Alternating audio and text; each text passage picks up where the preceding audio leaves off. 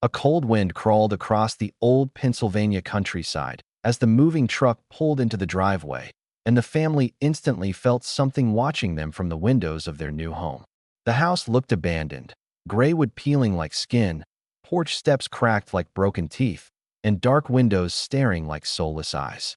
The youngest son, Eric, whispered to his sister that he saw a shadow move behind the curtain on the second floor, even though no one was inside yet. That night, while unpacking, the mother heard footsteps upstairs.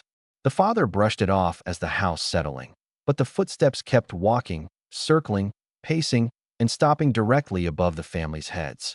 At midnight, Eric heard whispering from under his bed, clear as a voice in his ear, "Welcome home."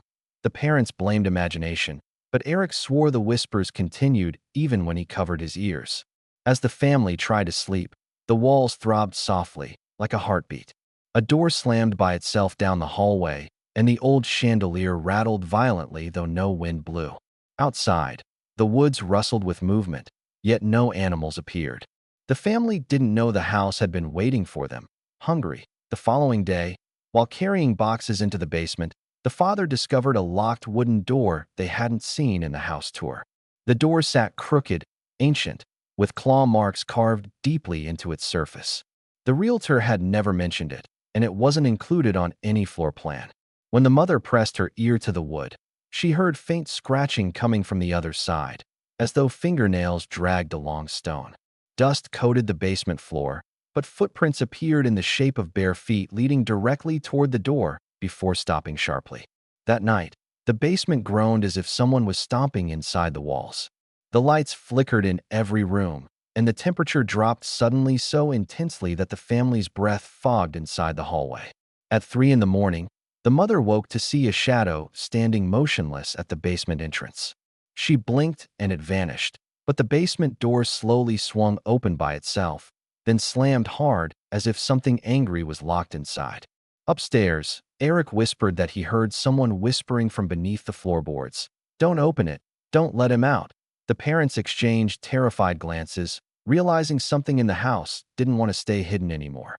Over the next days, the house began whispering to the children through the vents. The daughter, Lily, heard soft crying late at night, a woman's voice repeating, "Help me.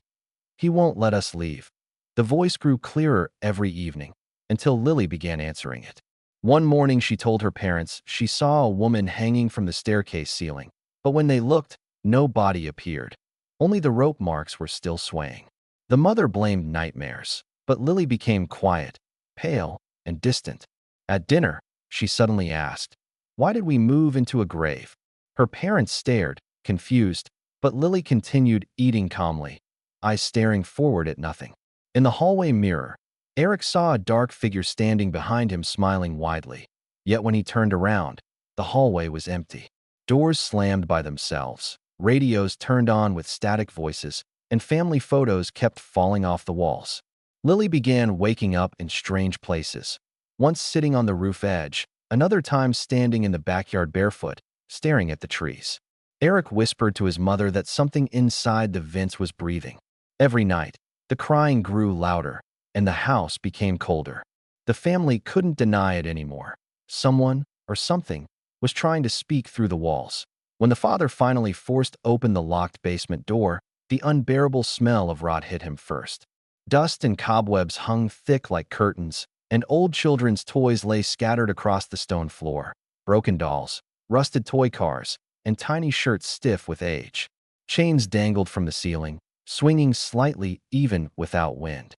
Against the far wall were deep scratches carved into the stone, spelling words he almost couldn't read. "Let me go."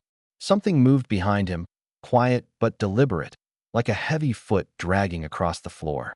He spun around, heart pounding, yet saw nothing but darkness. The door suddenly slammed shut and locked, trapping him inside. His flashlight flickered, revealing a figure crouched in the far corner. Long limbs, pale skin, head tilted unnaturally. The father screamed for help as the shape crawled toward him with jerking motions.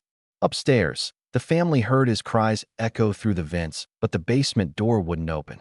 The mother pulled frantically at the knob, feeling something cold and wet drip onto her hand from the ceiling. She looked up and saw blood leaking through the wood.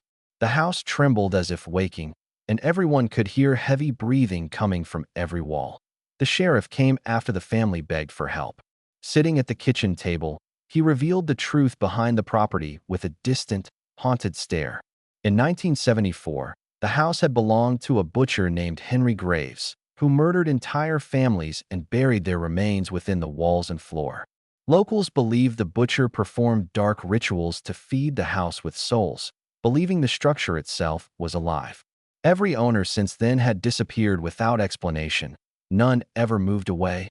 All vanished. The sheriff confessed that he had refused to enter the house for years because those who stepped inside often returned changed or insane. After telling his story, he urged the family to leave immediately. But when they tried to pack, the windows fogged with blood-red symbols and whispers filled the rooms. "You are mine now." The daughter grew pale and frightened, insisting something followed her wherever she walked. When the parents confronted the sheriff again, he stared at them sadly and whispered, "You shouldn't have opened the basement." The mother realized too late that the house had not trapped the butcher. The butcher had become part of the house. Night after night, Lily began speaking with a different voice, deep, raspy, almost inhuman. She scribbled strange symbols on the walls with charcoal, symbols she claimed the house taught her. Eric woke screaming one night to find himself floating above his bed, lifted by invisible hands, before crashing onto the floor with bruises shaped like fingers. The house lights flickered constantly, and every mirror reflected something wrong. Their reflections grinned when they weren't smiling, blinked when they didn't move. The father refused to sleep and heard someone whispering his name from deep inside the basement, a voice identical to his own. It begged him to return downstairs and finish what was started. The mother found Lily sleepwalking into the backyard, staring at the moon with lifeless eyes. Lily whispered that the woman in the vents told her everyone must stay forever or the house will kill them. The air smelled constantly of burnt flesh. Shadows crawled up the walls, even during daylight. The parents began seeing the butcher's face reflected on doorknobs, windows, and water. The house was no longer haunted. It was taking control. The family tried to escape before sunrise. They packed bags, grabbed the children, and raced down the gravel road. But every road looped them back to the same driveway. Their car engine died completely, fuel tank full, keys stuck. The woods around them stretched endlessly in every direction, blocking any signal or map. As they ran toward the sheriff's station on foot, the sky turned unnaturally dark and thunder roared in a cloudless sky. They returned to find every window shattered inward, glass covering the floors like ice. Blood oozed down the stairway walls, forming the word "stay" scratched deeply into the paint. While trying to call for help, the phone lines shrieked with children's screams. That night, the house laughed, a deep, rumbling sound echoing from the floors, the walls, the ceiling. Eric was dragged across the hallway by an unseen force, leaving claw marks on the wooden floor. Lily whispered to her parents that running was pointless. "The house already chose us. We belong here." The mother broke down sobbing, realizing the house was alive, breathing, and determined to feed. Desperate, the family smashed through a sealed hallway wall and discovered the darkest secret hidden behind it. Hundreds of skulls and bones lay stacked inside, woven into the structure as if the house itself grew from human remains. Fresh bodies, still warm, were chained to the floor, skin stretched tight, eyes wide open, lips moving silently, although no sound came out. In the center of the room stood the monster, a mass of flesh, limbs, and faces, all melted together into one screaming form. Every owner who had vanished had become a part of this creature. It reached toward them with twisted arms made of bone and muscle, whispering with hundreds of mouths, "Join us." Lily collapsed, possessed eyes rolling back, while Eric clung to his mother sobbing. The father tried to burn the room, but the flames died instantly, smothered by cold air. The house shuddered violently, doors locking, walls bleeding.